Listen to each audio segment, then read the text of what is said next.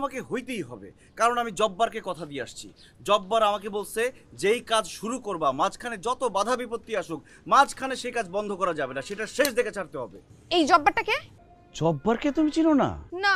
আমার মায়ের হাজবেন্ড, আমার বাবা, তোমার শ্বশুর আব্বা। আপনাকে আমার কি করতে যে মন চাচ্ছে না, আপনি না আসলে নিম্ন শ্রেণীর বেয়াদব, মানে বেয়াদব একটা লোক। এই কারণে নিজের বাপকে এইভাবে প্রেজেন্ট করতেছেন, এমন ভাবে প্রেজেন্ট করতেছেন মনে হয় আপনার ল্যাংটা কালের বন্ধু।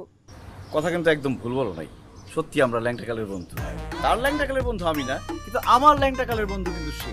কারণ আমি যখন ল্যাংটা ছিলাম তখন আমাকে কোলে করে বন্ধুর মতো করে বড় করছে। আল্লাহর রাস্তে আপনি আমাকে মাফ করেন, আপনার সাথে আমি কথাই পারবো না। আপনি আপনার ইলজিক্যাল কথাগুলোকেও লজিক্যাল বানায় বলতেছেন। আপনি এখন ভালো ভালো চলে যাবেন, নাহলে আমি নিচে যেয়ে বাবাকে সবকিছু বলে দিব আপনি কেন এখানে আসছেন।